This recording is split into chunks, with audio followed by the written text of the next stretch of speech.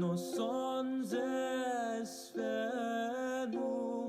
medenolo sulupu prosoligones. In this episode, we will explore the life of the Athenian philosopher Plato. I'll talk through the sources and the actual biographies from antiquity, which are really fun to read. So, having said that much, let's go now into the stories about Plato that circulated in antiquity. So again, I'll just stress, this is not straight history that's verified by archaeology and independent sources. So scholars who look at this biographical tradition are interested in it as representing how Plato was viewed in the generations after his own life, but also they're interested in it because we can test it against other sources to see what might have historically been the case. But for now, I'm just going to try to tell you the story with a few additions that help to add context. The ancient biographers say that Plato was born into two of Athens' oldest and wealthiest families, reportedly on the 7th of the month of Thargelion, which incidentally is also Apollo's birthday in every lunar month, in what by our reckoning would be 428 to 427 BC. This is such a perfect, significant date, by the way, for Plato to be born. On the birthday of Apollo, Socrates was, according to legend, born the previous day of the lunar month, which is the date of Apollo's twin sister Artemis. So bear that in mind, but it is just a lovely story, and it could be true. Plato's father in the tradition is Ariston. This is almost certainly true, the son of Aristocles, who was descended from, in legend, Codrus and the god Poseidon. And his mother was Tyranny, the daughter of Glaucon, of the family of the famous lawgiver Solon, who we talked about in our episode on Athens, also descended from Poseidon. So Plato comes on both sides from a real Athenian aristocracy. You can contrast that with Socrates, who of course is a tradesperson who is not a member of the Athenian elite, not wealthy, but attracted people like Plato from these wealthy elite circles into philosophy later in his life. About Plato's mother, it's worth mentioning that in antiquity she was identified with a Pythagorean philosopher by the same name, Heraclitus, and there's even a work called On the Harmony of Women attributed to her that displays some similarities to Plato's arguments in Republic 5, including his arguments for gender equality. This is quite interesting and hasn't been discussed as much in modern scholarship, partly because of the skepticism many scholars have about the ancient oral traditions. However, very interesting to think about that Plato's mother may have influenced him toward Pythagorean philosophy, given how central that is to his thought, as we'll see in our next episodes on his ideas. There's a lot of ancient sources that claim that Plato's literal given name was actually Aristocles, after his grandfather, and that Plato was a nickname. Plato itself literally means something like broad or wide. And there's stories about how he might have received this nickname we'll talk about a bit later. There's doubts about whether the story is true. Plato was a perfectly good Athenian name in terms of the prosopography we have in the classical period, so it could well have been his name.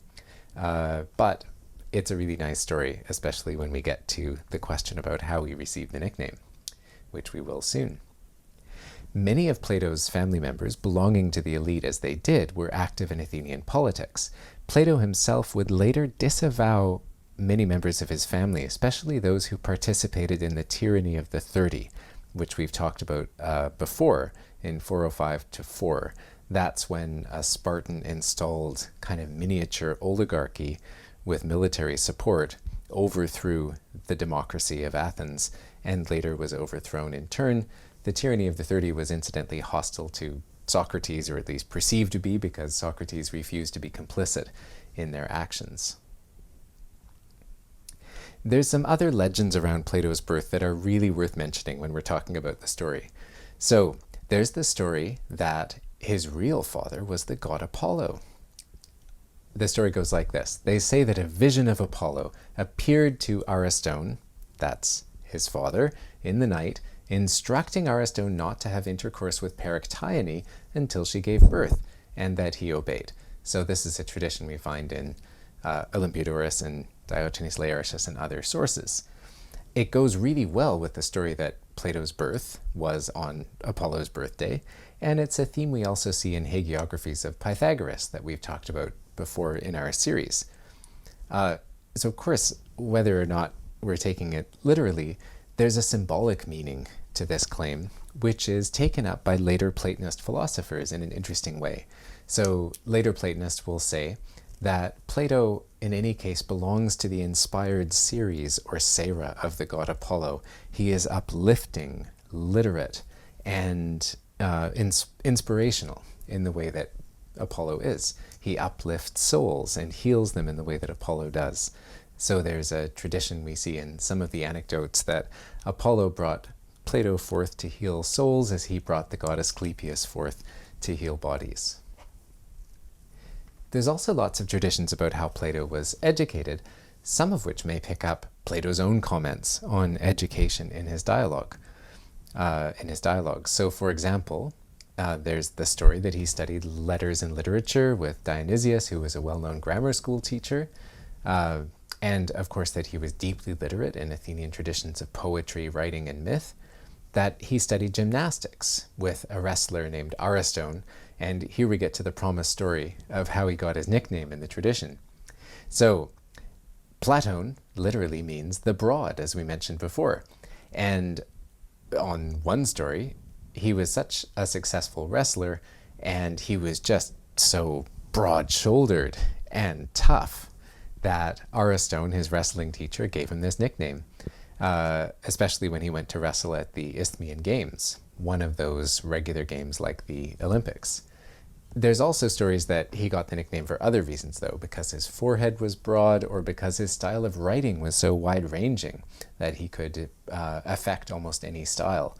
And again, there's various traditions about this. So one doubt is founded on the fact that Plato wasn't the eldest in his family who would have gotten the original name Aristocles, so it's a little strange if it's true that Plato was a nickname that replaced Aristocles, but it's possible, and it's a great story.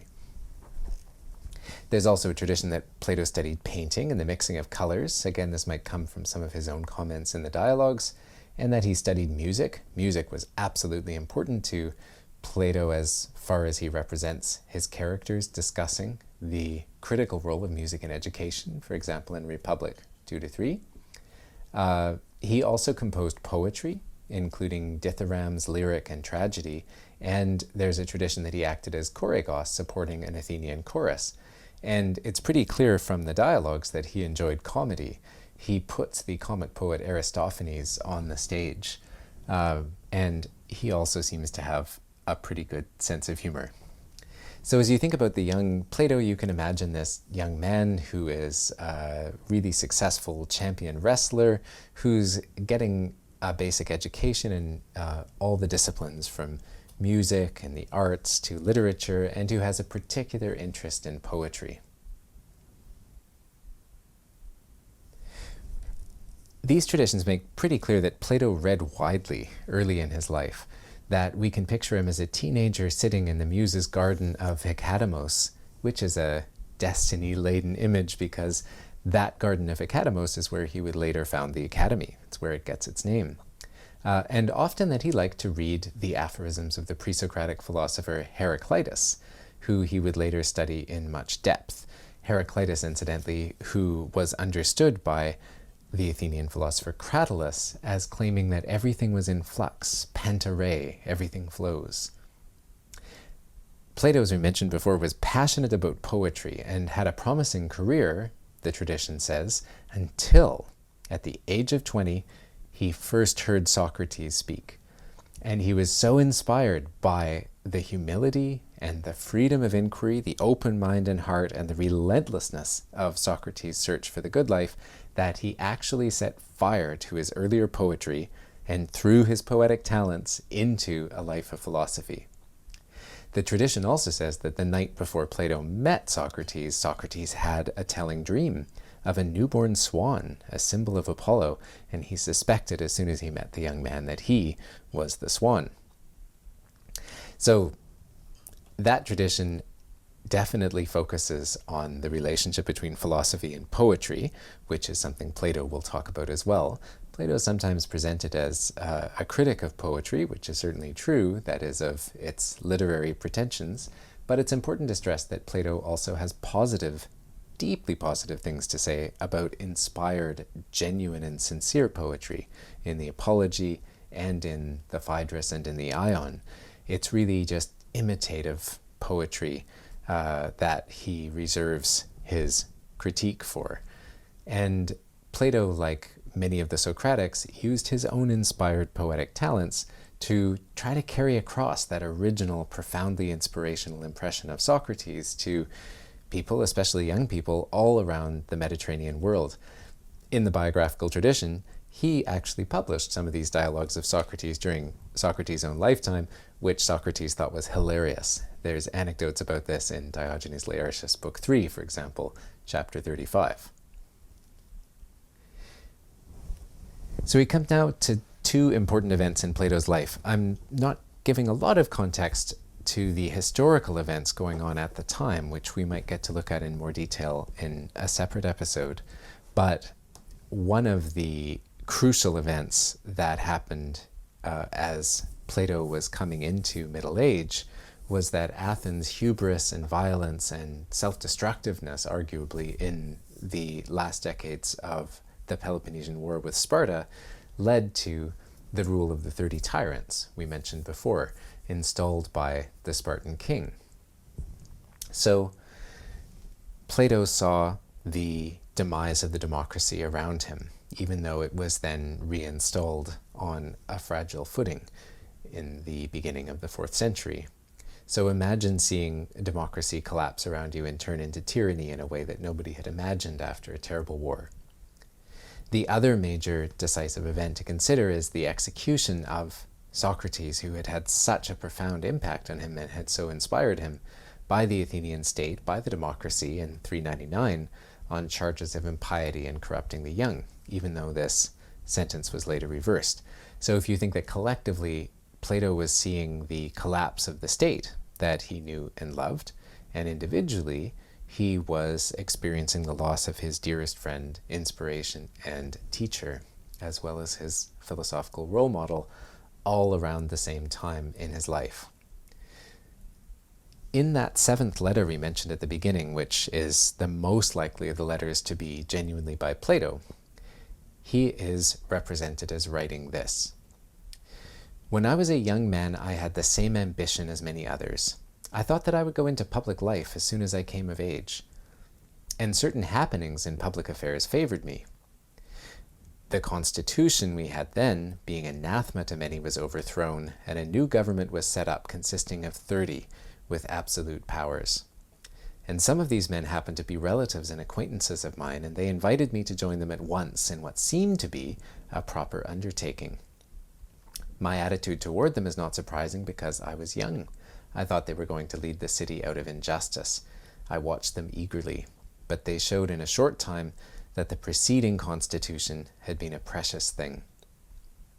So, summing up, in the story that Plato is made to tell in the letter about his own life, when he was young, he saw the end of the democratic constitution, which he describes as anathema to many, especially after the war, and he thought that the new, highly efficient oligarchic elite was going to do some good, was going to change things for the better.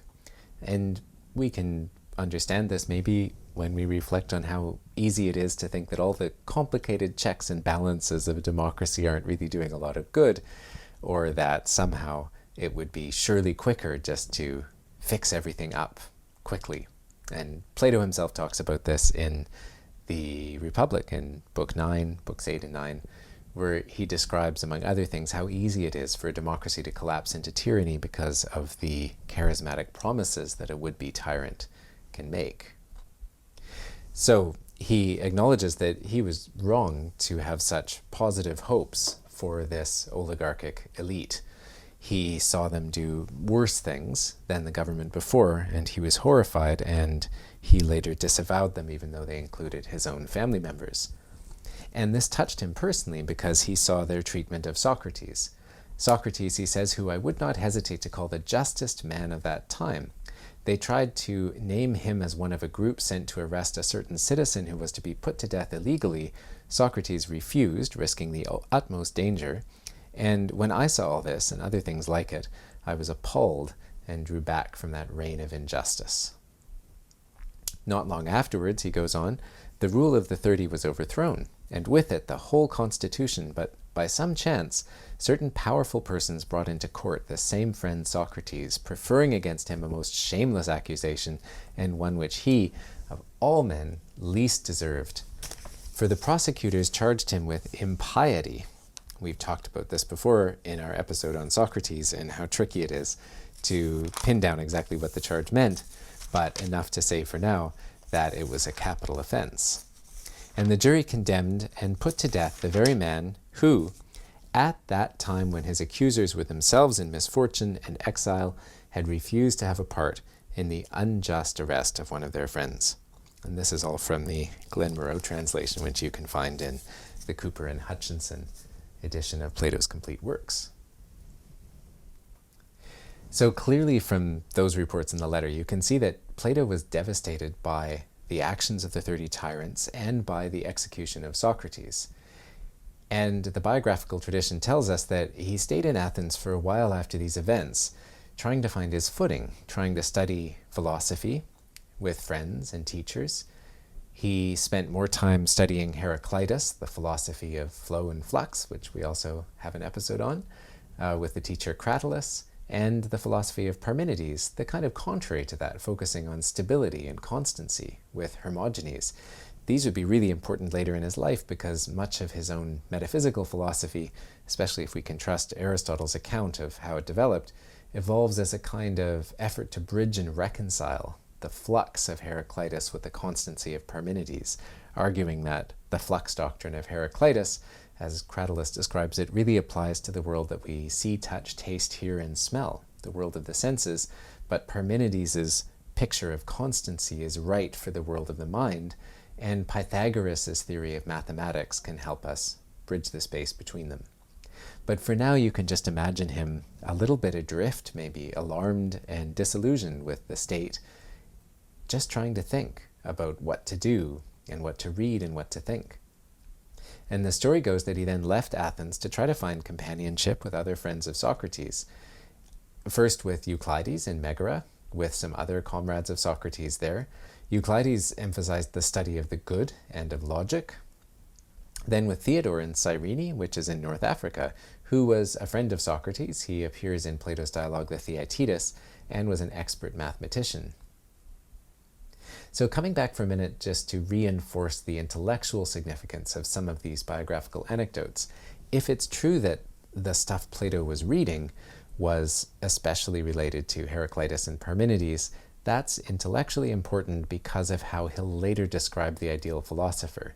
Again, Heraclitus' account of reality is continually in flux on the view that's often attributed to Plato, accurately describes our sensory experience, that things are constantly changing around us as soon as we can touch them or blink, and that we can't really identify with them or put our weight on them psychologically or metaphysically, and also that they're really differing according to the perception of each observer, that to some degree the sophists and Heraclitus may have different views, but they're close together in the sense that they recognize how different individual observations conditioned by culture and personal experience can be, so it's hard to figure out the objective truth about anything. And that's being juxtaposed with Parmenides' recognition that nonetheless the human mind, our insight, our grasp, somehow touches ideal unchanging patterns or forms that endure throughout the flux and structure the very essence of reality around us. Mathematics are a classic example that the Pythagorean school picks up as perhaps the core of this kind of Parmenidean insight.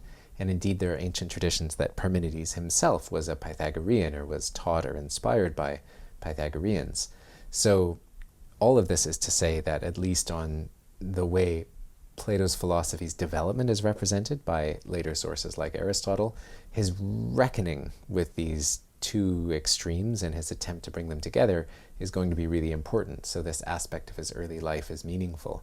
There's a nice quote that brings this out, I think, from Plato's dialogue, The Sophist, where his character says, "The lover of wisdom, that is, the philosopher, has to be like a child begging for both. Like, are you going to have this treat or that one? I want both ice cream cones." What are the both? Well, the one is to say that what is real is the unchanging. The other is to say that what is real is the changing. And the philosopher needs to hang on to both and bridge the gap. So that's what Plato himself is going to do. So after these early travels in the 390s, the tradition tells us that Plato set sail to Italy to try to meet Pythagorean philosophers, which makes a lot of sense if you think about that gap bridging we just talked about. The Pythagorean study of mathematics is a great way to look at how the unchanging constant patterns of the universe connect with everyday sensory life. And that while there, he might have picked up both the mathematical scholarship of the Pythagoreans and something of their spiritual and inspired ideas. An important point of contact for him here was probably Philolaus of Croton or Tarentum, who might have been the first Pythagorean to write a book and emphasized the difference between two paired original principles called the limit and the unlimited. And this is a pretty abstruse sounding idea, but it's also going to be really important for later Pythagorean mathematics, and also in a way for ethics and the understanding of how the universe and human experience works, very loosely, the kind of intuitive sense that on the one hand you've got definitions, boundaries, meaning, and intelligibility. That's all limit. That's boundary. The Greek word means something like boundary. On the other hand, the unlimited, you've got surprises, what seems non-rational, what doesn't fit the model. And maybe you can get a sense of the sort of intuitive Pythagorean idea that human life is about the music or the tension between those two, between when everything makes sense and you can predict it and model it and understand it and explain it, and when nothing makes sense and it's all a surprise and it's a pure field of potentiality. So metaphysically, these are the basic principles out of which many Pythagoreans for hundreds of years would build basic metaphysical principles, especially when they kind of burst onto the stage of doxographical history with more precision around the 1st century in Alexandria with figures like Eudorus. John Dillon's book on the Middle Platonist is great for this. We don't really know how much of this Plato was in contact with in the 4th century, or indeed how much of it was even going on because of the limits of our sources, but there's a good chance that he was developing, learning about some of these ideas, and maybe you can see how they could bridge the gap between Heraclitus and Parmenides. After this, the story goes, Plato traveled to the delta of Egypt, where he followed in the wake of a lot of other philosophers we've talked about, like Thales and Pythagoras, to study with the priests there. Modern scholars definitely debate the historicity of these travels, but there's a really nice story that the priests like to point out Plato's house at Heliopolis in later centuries to tourists. So there was at least, if that's true, a kind of local tradition that Plato had gone to the Delta and studied there. There's some conflicting ancient traditions that he didn't go alone, that he went with a friend. Possibly Euripides, though there's some difficulty with the manuscripts and uncertainty there. But the ancient biographers like to say that this is where Euripides gets the line, "The sea washes away all human ills," because he saw Plato, when he wasn't feeling well, treated by the priests with seawater. Later, ancient Platonists tend to assume that when Plato was there in Egypt, he studied the sort of thing they would expect him to learn from Egyptian priests, like metaphysics and ritual practice, though it's difficult for us to get much of a fix on that at all. I'll just mention here a short sidebar that we discussed also in the episode on Pythagoras, that it's entirely plausible in principle that a Greek in the 4th century BC would find great value in the depth and rigor of the educational tradition available in Egypt. there was a strong tradition of hieroglyphic scribal learning that had run for thousands of years before the development of philosophy in archaic Greece.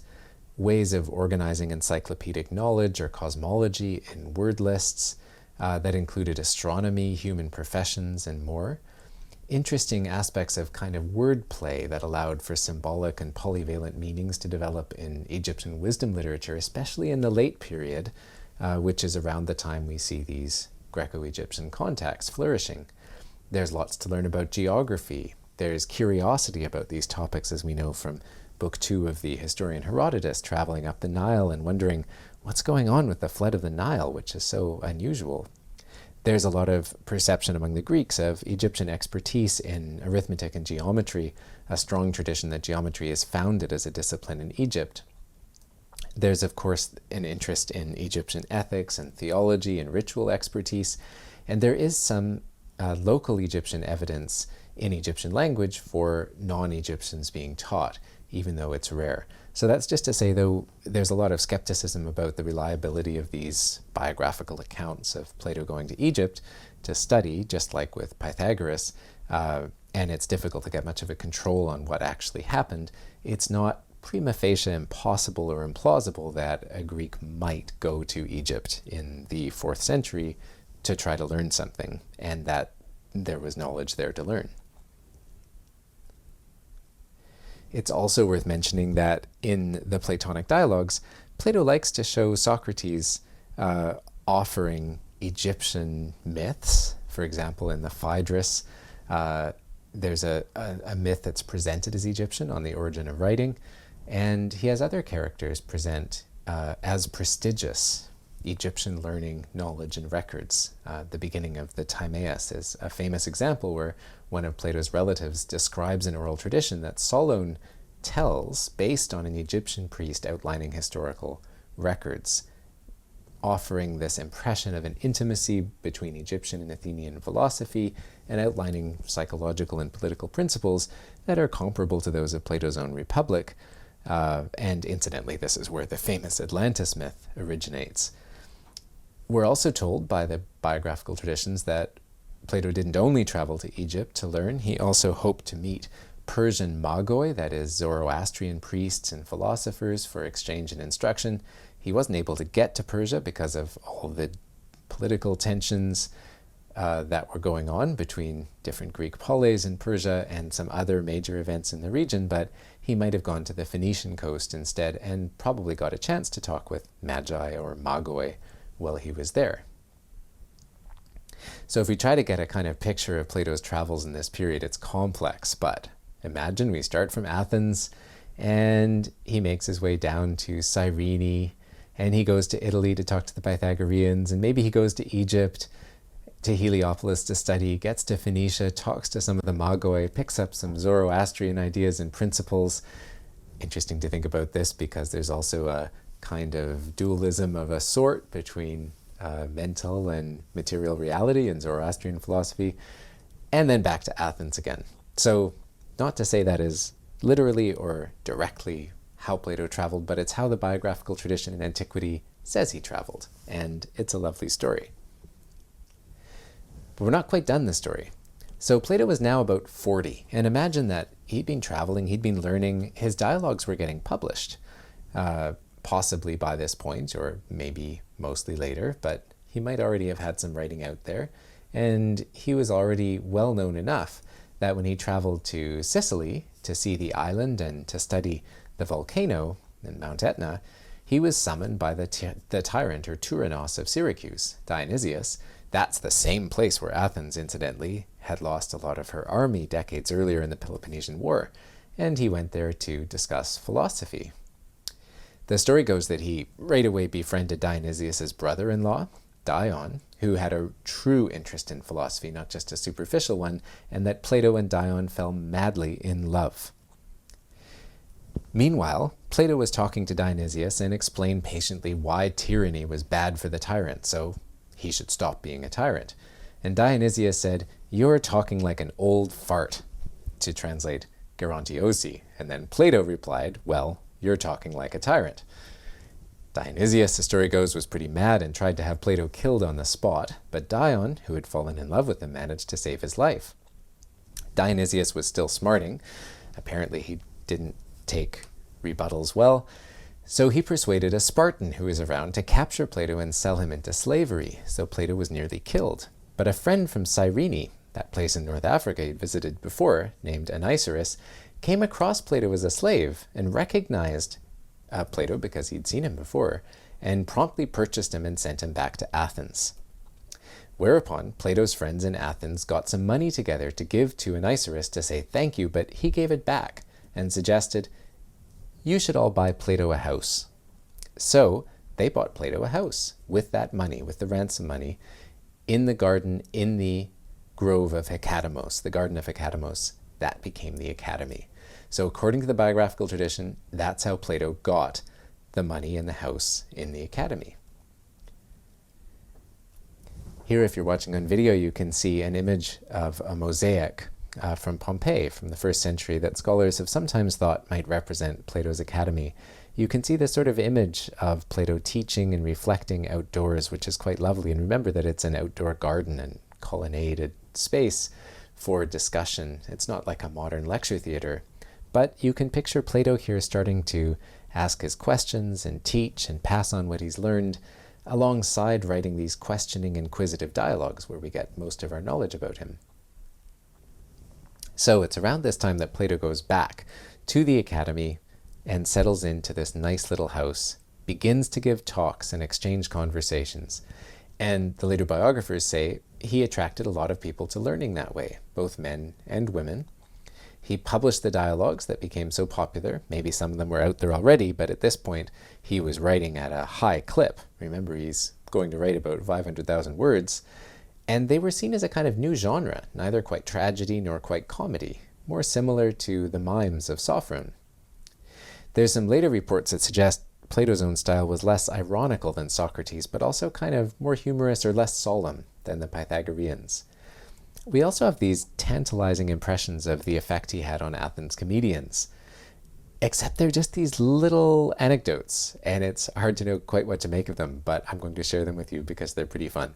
Most of these are from Diogenes Laertius. So one comedian says, somebody went around munching on olives, just like Plato. So apparently to his contemporaries, he really liked olives. Here's another one. I'm really confused. I'm walking up and down just like Plato, but I haven't figured out any wise plan. I've only tired out my legs a lot. So apparently he walks a lot, which makes sense if you think of the academy outdoors and the fact that Plato, like Aristotle, was seen as a peripatetic philosopher who taught and asked questions while walking. Here's one that doesn't make a lot of sense. Run around with Plato, and then you'll know all about soap and onions. Maybe you had to be there. Oh, Plato, all you know is how to frown, raising your hoity-toity eyebrows like a snail. Or, again, my mortal body withered, but my immortal part soared into the air. Wait a minute, am I in one of Plato's lectures? Or again, just like Plato, chattering on all by himself. So if you put these together, you have this fun impression of Plato's impression on his contemporaries, that he is walking around a lot, thinking hard, furrowing his brow, often giving lectures that tell us something about the immortality of the soul and the freedom of the individual. Incidentally, just those things that we see on the inscription of the Berkeley Plato we mentioned before. And, well, that's kind of a picture, isn't it? It's an interesting image, and it's almost like a portrait. Portraits of Plato, by the way, have burgeoned through the ages. You can even enjoy symbolist oil-on-canvas paintings like the one on screen if you're watching on video, and they often represent our own impressions of what wisdom is like. Some are more scientific, some are ethical, practical, some are more artful and mystical, like this one. And of course, the portraits in antiquity, like this one, which is a copy of a portrait maybe made by Selenion around 370 during Plato's own life, do give us maybe a bit of a sense of what he might have looked like. The story of his life isn't done yet. So around 366, Plato went back to Sicily on Dion's request, and his goal there was to try to teach Dionysius's son, the son of that tyrant who tried to have him killed, to be a better ruler, and to stop being a tyrant, to adopt a more philosophically guided constitution. But it turned out that the second Dionysius was worse than the first. So Plato encouraged Dion, his beloved and friend, to liberate the city. But the court was suspicious of Plato, and he was in a dangerous position, so Dion was exiled and Plato had to go back to Athens. But according to another tradition, there was a third visit, because Dionysius II, who is turning out to be a bit of a terror, put Dion in prison and said he would only be released if Plato came again, thinking Plato would never come since he'd been sold into slavery, threatened with death, and all kinds of things. And amazingly, Plato did come and saved Dion. So there's a happily ever after love story. One outcome of all these expeditions, on some stories at least, is that Plato got really skeptical about whether you could actually just try to impose a philosophical notion of justice literally on any state, or persuade a tyrant to stop being tyrannical. Maybe sometimes you could, but not as a matter of course. So, in a reading we'll talk about later in the series, Plato makes a character in one of his dialogues, Glaucon, who in real life was his brother, recognize in Book 9 of the Republic that the philosopher might not really engage in outward politics and public life in that way, but will try to transform the city of his own soul and the souls of others, one by one, which is also how Plato portrays Socrates doing his work. And we'll see that Plato focuses his own attentions on the academy and the power of education for moral and interior transformation in a way that is much deeper than just trying to change any one state. In short, he sees education as the key to transformation, not immediate sort of policy change, even though that could be good too. And he sees it all as bound up not only with moral transformation, but also with science and philosophical research, which will secure his legacy for millennia based on what he hosts and supports as basic mathematical, scientific, and artistic and metaphysical research in the academy. There's some quotes from that seventh letter that kind of give color to that reading. Plato, for example, is made to say there, "I finally became dizzy until at last, when I looked at all the states that exist now, I perceived that they're all poorly governed. So I was compelled in the end to say, in praising the right love of wisdom, that by the love of wisdom, by philosophia, one is enabled to discern all forms of justice, both in the polis and in private life." And here's a little bit of that passage from Republic 9, adapting a bit of a translation from Tad Brennan.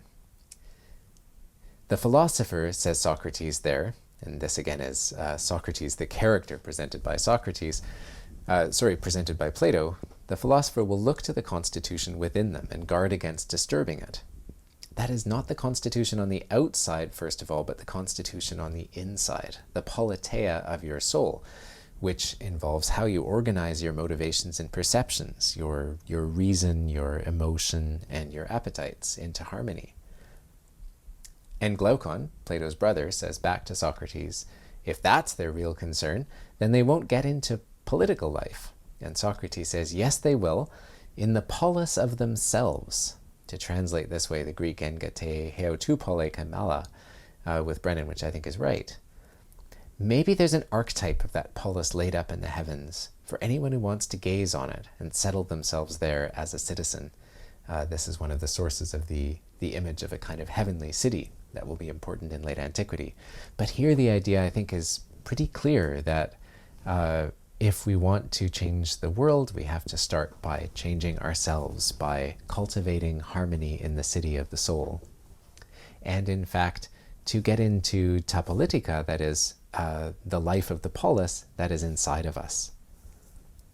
And incidentally, earlier in the Republic, in Book 4, Socrates is presented as explaining what that means, that justice in that polis is not about what's on the outside, what's external, he says in Republic 443 B to C, but with what's internal, what's truly oneself and one's own.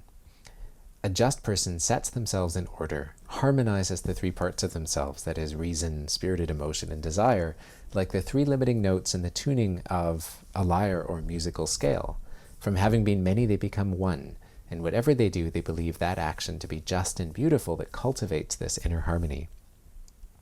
So if you put those passages together from Republic 9 and Republic 4, I think you've got a nice image of the kind of self-cultivation that Plato thought the academy could help people to do. and that was a more fruitful way forward than what he tried to do in Sicily, perhaps. So that's a lot of the basic narrative of Plato's life in the biographical tradition, where he was when he was publishing a lot of the dialogues that we'll be looking at.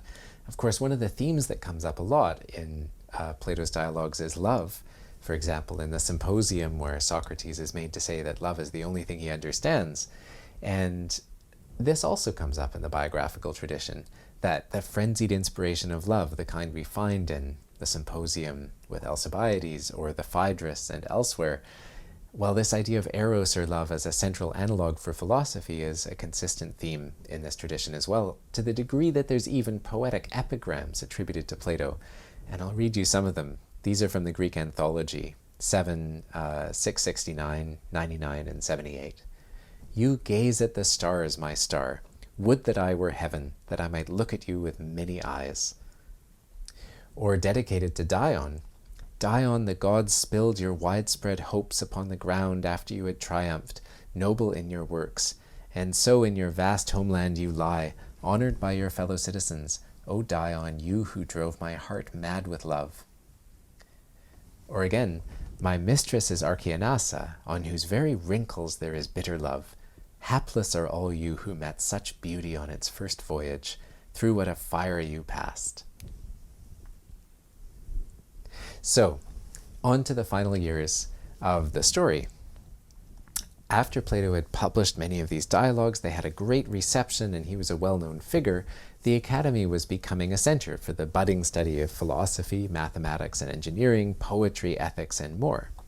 Euclid's Elements of Geometry and Aristotle's logical treatises and the engineering marvels of Archimedes came right out of this academic tradition.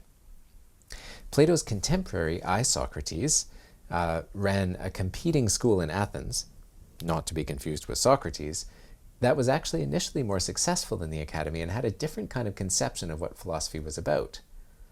For Socrates, philosophy was about seeking plausibility and persuasion, not absolute knowledge or science. But the Academy's legacy would prove more enduring over time. Plato's own pupil Aristotle would tutor Alexander of Macedon, of course, later Alexander the Great, and in a sense that would realize the dream of a king or would-be tyrant who was trained in philosophy, even though Alexander's vision differed quite a bit from Plato's, and Aristotle himself argues against the kind of empire building that Alexander did. The later Hellenistic schools, the Stoics, Epicureans, and Skeptics that we'll discuss later, were certainly heavily indebted to Plato's conception of philosophy, and in their turn they transformed education across the Greek-speaking world and the later Roman Empire. And Plato's conception of education, for example in Republic 7, would become a template for Roman and subsequent European education, including the trivium and the quadrivium in the Middle Ages, and in fact the roots of the modern PhD and the research university, though that's another story to come. The kind of work that Plato did at the Academy, as Carlo Natali points out in his book Aristotle, His Life in School in D.S. Hutchinson's translation, wasn't just about ideas, though. For Plato and Aristotle, as Natali wrote, dedicating themselves to philosophy was a choice of bios, that is, a way of spending one's life and of actualizing human capacities. It was, in a word, the choice of a way of being happy. He goes on, the founding of a school, the gathering around oneself of a group of students and collaborators, and the dedicating of one's own life and one's intellectual energy to making theoretical progress, all this should be seen in the case of Plato and Aristotle as a way of giving meaning to their lives, not just as the choice of a social role or professional vocation in the way we might talk about being a philosopher today. So it's significant to think that Plato was kind of forging the path of this kind of lifestyle in a way that hadn't really been seen before as an institutional possibility. So in the next section, we're going to talk more about Plato's works and what he actually wrote in the dialogues and how that gives us ground to study his ideas.